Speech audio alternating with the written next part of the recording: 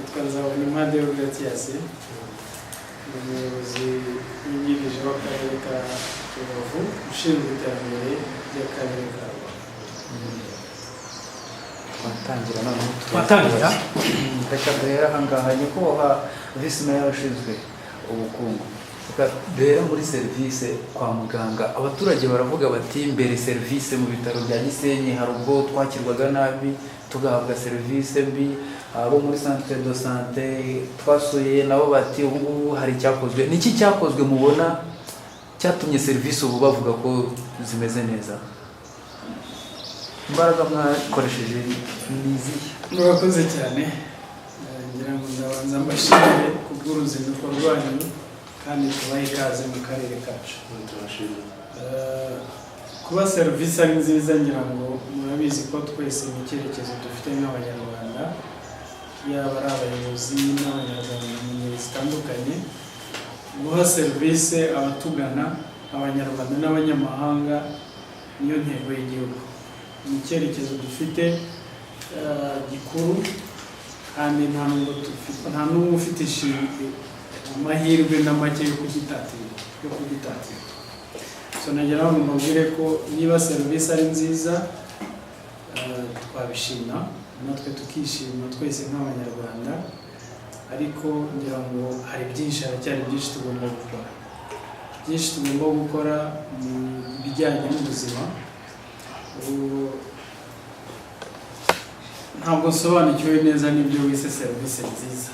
Niba ubwo abakabaye basubiza n'abahabwa serivisi bavuga ko ari nziza cyane, bakirwa neza kwa kwakirwa neza rero ni umuco wacu, ni umuco w'abanyarwanda n'ubundi kuva kera. Ababyeyi, abakurambere, twese tuvuka twagomba gutozwa kwakira abakugana neza. Niba bikorwa rero ni byiza cyane rwose, natwe turishimye. Serivisi nziza nayo ngarutse kuri serivisi z'ubuzima bavugaga, nazo ni inshingano dufite nk'abashinzwe kwakira no gufasha abaturage mu mibereho yabo ya buri munsi.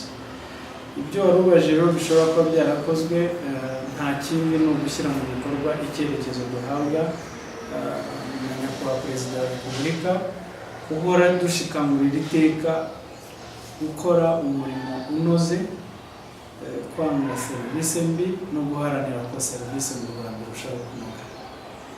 Ibikorwa rero turabishima. Hashize imyaka itari myinshi cyane turi muri gahunda yo kunoza serivisi dutanga, duha abatugana baba ari ku banyarwanda n'abanyamahanga. Gusa haracyari na byinshi byo gukora, hari byinshi nabyo tutarakora twifuza kuzageraho. Intego nyamukuru ni uko tugeraho buri wese aduha amanota 100% y'uko yakirwa neza kandi agahabwa serivisi nziza. Nerekeza ku kibazo cya kabiri, ariko nkiri kuri icyo kijyanye no mu buzima. Hari bamwe mu baturage bavuga bati nk'iyo mu gace runaka hatabarutse umuntu akajyanwa akajya gukorerwa autopsy, umuntu yabajije amakuru ati mwasanze yazize iki, abwirwa ko nta kintu abwirwa, ahubwo asabwa ko kugira ngo abone amakuru y'icyamwishe yakwishyura iyo serivisi, kandi umuntu yatwawe aribo babishatse atari umuturage wabishatse. Icyo kibazo mwaba mukizi, ubundi mwabafasha icyo gukora? Ngira ngo amakuru ku cyishe umuntu iyo twagize ibyago hakagira umuntu witaba Imana, amakuru ku cyamwishe aratangwa agahabwa umuryango mu ibanga, kuko nanone ntabwo ari byiza ko ufata amakuru. Niba umuntu yari afite ikibazo wabivuga nka leta, tugira ukuntu tubivuga muri rusange, tugafata ingamba zo guhugura. Urugero, hari ikibazo cyo kurwara umutima cyane, uzabona abantu dukangurira abanyarwanda gukora siporo, dukangurira abantu kuruhuka, dukangurira abantu kubaho neza, dukangurira abantu kujya muri mutuelle de santé. Ibyo byose ni ibituma turushaho kongera icyizere cyo kubaho ku banyarwanda muri rusange. Ibyo byose bituruka mu makuru autopsy zitanga. Tugenda tumenya icyica bamwe mu banyarwanda, cyane cyane abazira n'impfu zitunguranye. Ibyo rero amakuru, umuryango wagize ibyago amakuru urayabona, ariko nibaza ko bitemewe ko amakuru ku muntu ku giti cye ashyirwa kuri radiyo, ashyirwa kuri televiziyo, uvuge ngo kanaka yazize yenda indwara iyi n'iyi. Nibaza ko hagomba no kubaho kubaha nyakwigendera, ukavuga muri rusange ugaragaza ibyerezo byugarije abanyarwanda muri rusange, ariko utavuze umuntu umwe ku giti cye. Mbaze ikibazo cya kabiri nacyo cya nyuma. Uri visi meya economique, umuturage aramutse akugariye ashaka kukubwira ati mfite koperative nyaboneka mudufashe twiteze imbere, twihangiye imirimo, mudutere inkunga, ariko akaba akoresha amarenga, afite ubumuga bwo kutumva no kutavuga, ari gukoresha ururimi rw'amarenga. Abayobozi mutanga iyo serivisi mumufasha mute, hagati aho mukominikana mute? Biroroshye cyane. Icyo gihe nta umenya byose. Dufite abantu tuba twarateguye dukorana nabo, washyira mu cyiciro cy'impuguke bashobora kugufasha.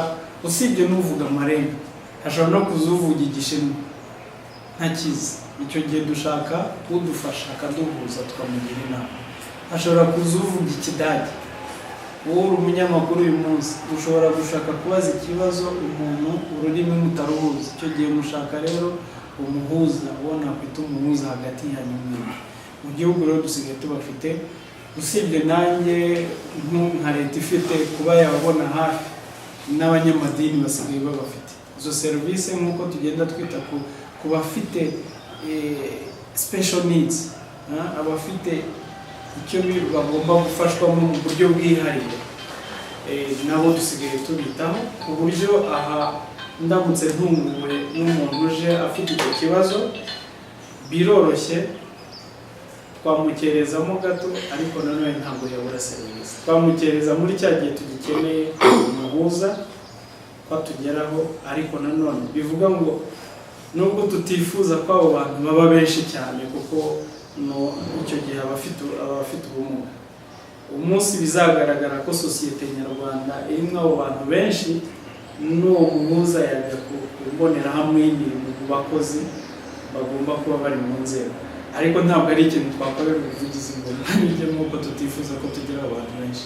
Ariko umuyobozi nko hasi mu tugari, mu midugudu, cyangwa n'umuntu wo ngo ufite ubumuga aramutse agiye gushaka serivisi mu iduka, communication yabo hagati, mwebwe mubona abo ngabo babafasha bahagije, cyangwa hari igikwiye gukorwa, wenda hagatangwa n'amahugurwa ku rurimi rw'amarenga?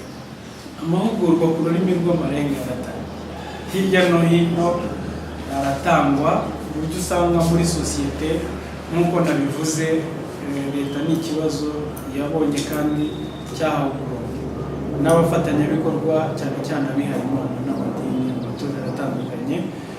Dutanga amahugurwa atandukanye ku rubyiruko, hari n'amashyirahamwe yabo, ku buryo ushobora kumuvana i Kigali akaza agahugura. Ni n'ururimi cyangwa se ni uburyo bwo gutumanaho bworoshye, ushobora no kwigishwa abakozi bose bari muri structure y'abakozi ba buri rwego ku buryo bworoshye.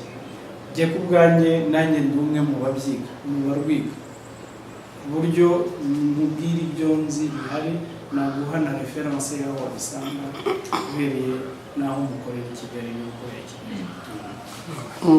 Nakoze cyane, reka dutangire tubashimira. Ikibazo cya mbere numva twahita twihutiraho, aka karere ka Rubavu ni akarere kagizwe n'ubukerarugendo, hari amazi twasuye hariya muri biriya bice byo hakurya ashyushye, hari n'ikiyaga cya Kivu hano, ndetse hari n'ibirunga. Ariko iyo uvugishije abaturage bakubwira yuko abitabira ni bakeya, abaturage b'inaha ngaha ni bakeya kuruta abo hanze cyangwa se abanyamahanga. Nibaza nti mwe nk'akarere murakora iki kugira ngo mukangurire aba baturage, cyane cyane ab'inaha, kuba bakwitabira ibi bikorwa by'ubukerarugendo ari benshi? Murakoze cyane, ngira ngo ni ikibazo cyiza mubajije. Ubundi tuvugishije ukuri, umuco w'ubukerarugendo ntabwo ari umuco w'Abanyarwanda. Hashize imyaka myinshi ibyo byiza uvuga nyaburanga bihari. Ubunamwe bwanyu wababaza inshuro mumaze gusura ingagi zo mu birunga, ntabwo dushobora gusanga mutaragerayo. amashyuza muvuga mushobora kuba mwayagezeho kubera ari akazi murimo rwose ndagira ngo twemeranwe kuri icyo kintu. Si umuco urambye mu gihugu ubukerarugendo. Icyo dukora rero kuva mu myaka mike itarenga 25 ni ugukangurira abanyarwanda tubashishikariza kumenya ibyiza igihugu cyacu gitunze. Ibyo rero kuba ari bake abanyamahanga ari bo benshi bahasura, byo ngira ngo cyumvikana nuko naho ngaho n'ayo mateka yacu.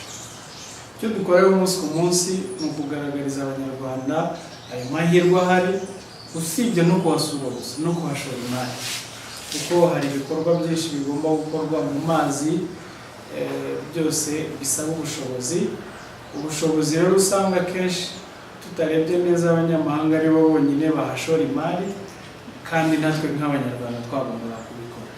Ibi rero nagira ngo impamvu nta yindi nuko tutagize amahirwe mu mateka yo gukangurirwa cyangwa se gukangurira abanyarwanda bose kubyaza amahirwe ubwiza nyaburanga igihugu gifite, ikivu dufite, imisozi miremire dufite, inyamaswa dufite, amaparike dufite mu gihugu. Ntekereza ko aho tugeze ari heza. Nidukomerezaho mu myaka mike, nta banyamahanga bazakomeza kuturusha umubare w'abasura za parike z'igihugu, abasura amashyuza, ndetse nk'uko mubibona n'ibikorwa remezo biragenda byiyongera. Bivuga ngo no kubikangurira abanyarwanda nabyo bigeze ku rwego rushimishije ruri hejuru. Nibaza ko nta mpungenge dufite, kuko aho tuvuye, aho tugeze ni heza, n'aho tugana ni heza kurusha. Yenda nsindagira gatoya kuri icyo kibazo mwari muvuze ngo aho mugeze ni heza, ariko umuntu yakwibaza ngo ese ubundi mugeze he wa mugani? Aho tugeze uyu munsi, icya mbere cyo niyo myumvire myiza abantu bose bagezeho. Iyo myumvire noneho yo kumenya ko ikivu kidahari nk'umutako, gihari nk'amahirwe, nka reserve y'umutungo twese dushobora kubyaza umusaruro. Tugezaho waba uri umunyarwanda utuye mu karere ka Rubavu, waba utuye hirya no hino mu gihugu, tugezaho buri wese yumva ko Rubavu ari akarere k'ubukerarugendo. Ibyo rero biroroshye, byoroha gukora inama n'abikorera ku giti cyabo, bakangurira kugira ibikorwa bashoramo imari. Muzareba uyu munsi dufite urubyiruko rwiga muri RTUC, ubu rurimo gusaba igice cy'umwaro cyangwa inkengero z'ikiyaga cya Kivu, bashaka kuhakorera centre d'apprentissage. Ni ukuvuga bazajya bakorera ibikorwa by'ubukerarugendo, bakabashyira mu ngiro kandi bakanahabyaza umusaruro. Ibyo ni urubyiruko rwiga muri kaminuza rutaranarangiza. Tugize amahirwe rero nibatangira, bazavamo bagenda bakorana n'amabanki ku buryo bashobora kuhashora imari, bakubaka n'amahoteli yandi asanzwe ahari yamaze kubakwa. Amazi ashyushye, amashyuza yitwa amashyuza, niba mwarahageze, hari abanyarwanda bahakorera ibikorwa ariko bitaratera imbere. Icyo twifuza ni uko tubahuza n'abandi bafite ubushobozi, hakaba n'amahoteli, ndetse hagakorwa n'ubushakashatsi uburyo uriya musozi ukikije amashyuza wabyazwa umusaruro, ntukomeze kuba umusozi cyangwa se gace kinjiye mu mazi katabyara umusaruro. Ntekereza ko hashingiye ku myumvire, amahirwe dufite y'ibyinshi byakorwa birahari. Ibyamaze gukorwa uyu munsi ku nkengero z'ikiyaga, dukurikije amabwiriza n'amategeko bigenga imikoreshereze y'ubutaka yegereye ibiyaga, aho tugomba gusiga ubutaka metero 50 tuvuye ku mazi. Murabona muhazengurutse, murabona ko hashimishije. Hari amahoteli amwe amenshi ari hakurya y'umuhanda, atuma abakerarugendo babasha kujya mu mahoteli ariko bakabona n'ubwiza bw'ikiyaga n'amazi. Hari beach nayo nakwita ni umucanga wo ku mazi, nawo yatunganyijwe kuri ubu ngubu icyo twagezeho ni uko hari inyigo yakozwe n'Abaholandi y'uburyo dushobora kuhakora ahantu nyaburanga hakorerwa siporo zo mu mazi na siporo zo ku mucanga. Ubu ngubu tukaba turi mu nzira zo gushaka abashoramari bahubaka. Ntekereza ko inzira turimo aho tugeze ni heza, navuga ko icyerekezo tugifite, intego tuzirahari zisobanutse, igisigaye ni ukuzishyira mu bikorwa dushingiye ku bimaze kugerwaho kandi namwe mubona ko gifatika. Ikibazo cya kabiri ari nacyo cyane nenda kubabaza kiraza kugaruka kuri serivisi, ariko by'umwihariko kuri ibintu hagati y'abantu basezerana bashaka kubana. Twabajije abaturage batubwira ko iyo umuntu ashaka gusezerana bimwe bita special cyangwa private, hari igihe bitamworohera cyangwa se ntibikunde. Hanyuma ntitwagarukiye aho, twagiye no ku muyobozi umwe wo mu murenge ntari butunge urutoki cyangwa ngaragaze, batubwira ko impamvu iyo gahunda bayikuyeho cyangwa se bayihagaritse ari uko umunsi wundi wo gusezeranya batabonaga abo basezeranya, bahita kuvanamo ibya prive. Nkibaza ntimwe nk'akarere, niba umuntu aje ashaka gusezerana ku giti cye, ntihari uburyo mwamuca n'amafaranga ariko bigakorwa mu rwego rwo kumuha serivisi nziza yifuza? Umunsi wo gusezerana rusange urahari, uteganywa n'itegeko ngira ngo twese turabyemera. Udasanzwe nawo aho umuntu yisabira umunsi bijyanye n'igihe yifuza n'amasaha yifuza, nabyo birahari rwose. Wababwiye ko byaciwe, byaba ari bishya kuri cyewe, nzi ko bihari, biranemewe mu gihugu hirya no hino, ahubwo icyo igikorwa nk'uko wari ubivuze, habaho ikiguzi cy'inyongera kuri izo serivisi, kubera ko ubundi dukwiriye kubanza gusobanukirwa neza n'impamvu ki uwo munsi udashyigikirwa cyane ngo umuntu wese icyo ari cyo cyose ashaka yaza. Tugomba gusobanukirwa ko burya nta gikorwa kitagira gahunda, nta porogaramu itagira uburyo ishyirwa mu bikorwa. Urebye abanyarwanda bashaka gusezerana ni benshi cyane, n'izindi serivisi zigomba guhabwa abanyarwanda ni nyinshi, kandi abazitanga ni bake hashingiwe ku bushobozi, ku mikoro y'igihugu n'ingengo y'imari bifite. Byonyine wemereye abasezerana kujya basaba isaha iyo ari yose umunsi bashaka, ushobora kwisanga iminsi yose y'icyumweru yose habaye gusezeranya gusa. Ibyo rero bishobora kwica izindi serivisi tuba tugomba guha abaturage. Niyo mpamvu habaho umunsi umwe rusange uzwi kugira ngo habeho gahunda yo gusezeranya, ariko n'izindi serivisi zibonerwe umwanya zitangwaho. Niyo mpamvu izo zishyigikiwe cyane, tunashishikariza abaturage kuzijyamo cyane ko zitanabahenda, zidasaba n'amafaranga, kandi dushaka ko abanyarwanda bose bagenza bate babana basezeranye, bakabana mu buryo bwemewe n'amategeko. Nk'uko nabivuze, iyo ushaka umunsi wihariye n'amasaha yihariye turayatanga rwose, aho baba batarayatanze n'umunsi bataratanze, ibyo ni ikibazo twakurikirana hashingiwe ku makuru twahabwa, tukabigorora. Uwaba yarakoze iryo kosa akaba yahwiturwa, akamenyesha ko ubwo burenganzira buhari kandi buyemewe n'amategeko. Ariko mumbabariyeho gatoya, mwari muvuze ko hari ikiguzi gisabwa, umuntu yamenya yenda ngo icyo kiguzi kiba kingana gute? Si giteganywa n'itegeko? Ntabwo ushaka kwikomitinga kuko ikiguzi ntaza kunyuranya n'itegeko. Murakoze. Nanjye ndabaza ibibazo bibiri, ngashaka kubibariza rimwe.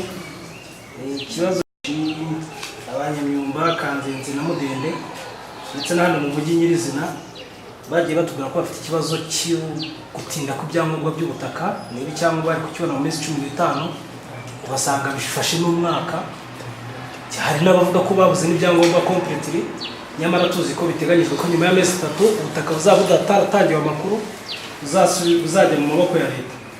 Icyo kijyanye n'ubukererwe bw'ubutaka ndetse n'ibibazo biri mu butaka, twifuzaga ko mwatubwira uburyo akarere gateganya kugira ngo hatazagira umuturage ubura ubutaka bwe, cyangwa se akabaho nta cyangombwa afite, ntiyashobora kwaka kredi, ntiyashobora, abavuga ko bashobora guhabwa n'umuriro batanze icyangombwa cy'ubutaka bakaba babaha umuriro. Ikindi nacyo ni kubijyanye ubukererwe nabwo mu itanga ry'ibyangombwa byo kubaka naho harimo ikibazo. Abo twaganiriye bavuga ko ibyangombwa bitinda, hari n'abo twaganiriye bakavuga ko hari igihe hazamo ngo bitwa nk'abakomisiyoneri kugira ngo babahuze n'abakora ibyo byangombwa kugira ngo biboneke. Twagera aho twumva akarere niba ibyo bibazo babizi cyangwa se n'icyo bateganya kubikoraho kugira ngo abaturage boroherezwe. Murakoze. Kugira ngo icya mbere cyo turabanza twishimire politike y'igihugu y'imicungire y'ubutaka nk'igihugu cyacu aho tugeze. Ntabwo mu karere muri Afurika nk'abanyamakuru mukoze ubushakashatsi mpamya ko mwasanga u Rwanda ari indashyikirwa mu micungire y'ubutaka, kandi ni politike ngira ngo twese tuziranyeho imaze imyaka itari myinshi cyane itangiye. Ntabwo ari kera cyane, twese ko turi aha ngaha n'abato barabizi, dutunze ubutaka tutagirira ibyangombwa. Ni ukuvuga ngo icyo ngicyo twese turakizi. Mu myaka itarenze itaragera 10 mu gihugu hatangiye kwandikisha ubutaka no gutanga ibyangombwa ngo bibe ari umutungo ufitiye icyangombwa kandi ufite agaciro. Mu myaka 10 ngira ngo twese turemerana ko imaze gukorwa ari byinshi. Ni ukuvuga ngo ubutaka bwarabaruwe hakoresheje ikoranabuhanga, hashyirwamo ingengo y'imari ihagije. Abanyarwanda hafi muri rusange twese dufite ibyangombwa by'ubutaka. However, ntihabura ibibazo bimwe na bimwe byihariye ku muntu ku giti cye.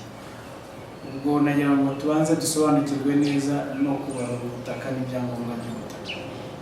Ikibazo cyihariye ku bantu ku giti cyabo akenshi bikunda kugaragara ni amakimbirane mu muryango. Bapfa ownership, nyir'ubutaka ninde. Icyo kibazo duhura nacyo iyo cyajemo rero ibyangombwa bishobora no kumara nk'uko bivuze umwaka bitaragenza bitaratangwa, kubera ko abafitanye ikibazo babanza kwiyambaza izindi nzego cyane cyane iz'ubutabera iyo batabasha kumvikanira mu muryango.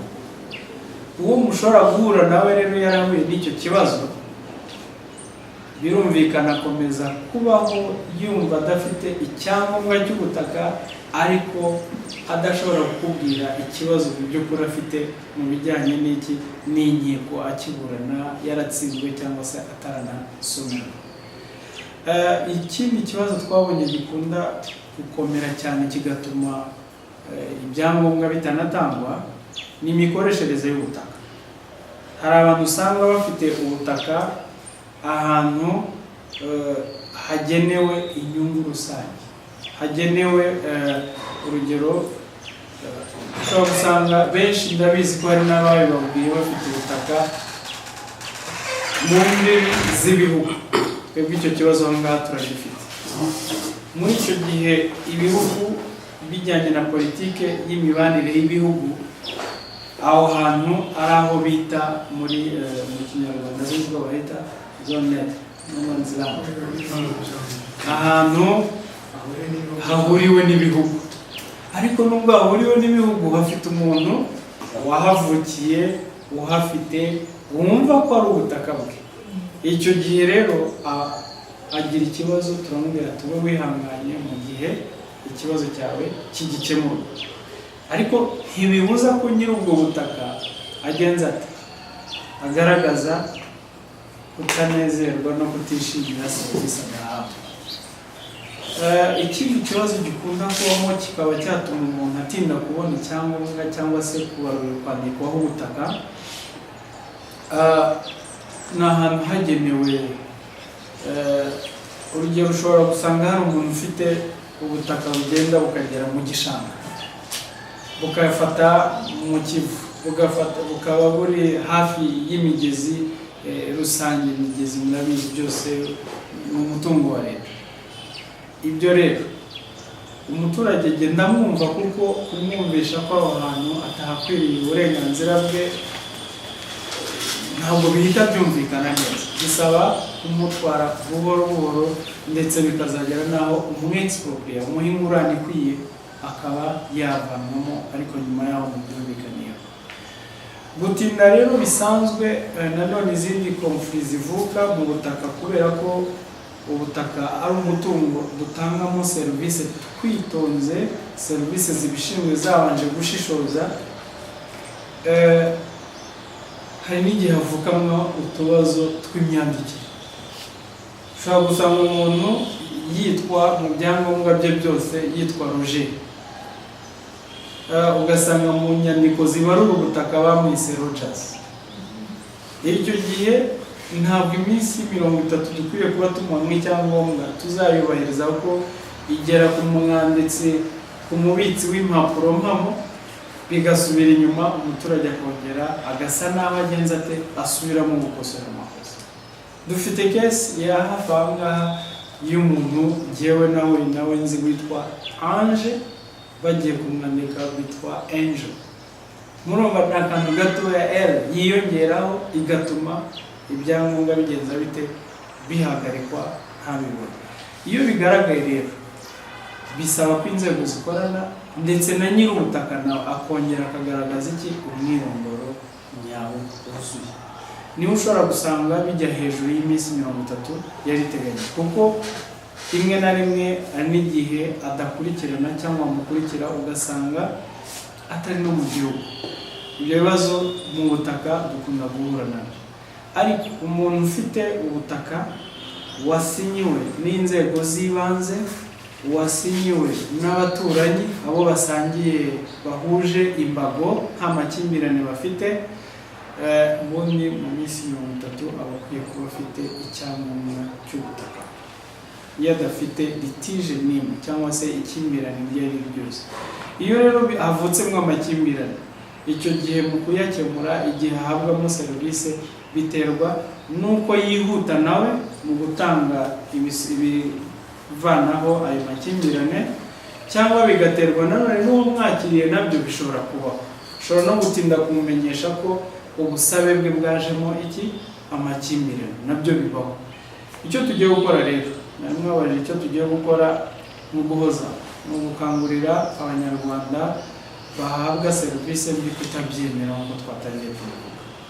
Turahari nk'ubuyobozi, akarere gafite ubuyobozi budashobora kujenjekera umukozi w'akarere n'umwe uwo ari we wese utanga serivisi. Icyangombwa ni ukuduha amakuru. Nitubona amakuru, ni benshi twakira, tujye tubabwira ibintu twirirwa mu munsi ku munsi. Iyo navuga ngo iyo ngize amahirwe njye n'umuyobozi, umuturage akambwira ikibazo yagize, nagisuzuma nkasanga ahabwa serivisi mbi cyangwa arengana, ni making sure ko mu minsi mike ishoboka kugira ngo umusore isura mbi yarahawe y'urwego nyoboye, ni jyewe ikibazo kigira icyanjye, uburyo birangira we ahawe serivisi. Nashishikariza rero abanyarwanda bose muri rusange kutemera serivisi mbi. Niba uhawe serivisi mbi, uyiguhaye afite umukuriye, sanga umukuriye, nizera neza ko uko inzego zirutana zigenda zikemura ibibazo, abantu bakabona serivisi bishimye. Ibyo by'imyubakire noneho nacyo imyubakire yo ndabanza masobanure nk'abanyamakuru, ndabona muri abajene. Kubaka bigomba kugira gahunda. Dufite u Rwanda, igihugu cyacu, mbere y'uko mvuga akarere, mbere y'umuyobozi wungirije, igihugu cyacu ntigikura. Ikibazo gihari ni uko abanyarwanda twebwe umunsi ku munsi turiyongera. Ko kitaguka tukiyongera, uwababaza mwebwe abuzukuru banyu bazubaka hehe? Icyo ni ikibazo nsaba buri muntu wese uri aha ngaha, mu banyamakuru, buri wese agitekerezeho, niba na ngombwa natwe muzadusubize, kuko ni ikibazo twibaza. Abuzukuru banyu bazubaka hehe? ariko abubaka uyu munsi turabyemera. niba umuntu yubahirije biri mu gishushanyo mbonera, agashaka umu architect akabimukorera, ibintu bikaba byujuje ibyangombwa bisabwa, nanone afite arora akeneye kubaka, ukeneye no kubyemererwa ntawe twimye serivisi yo kuba nta n'umwe zirakerererwa nicyo kibazo. gukererwa zishobora gukererwa kubera ibyo asabwa no kuzuza.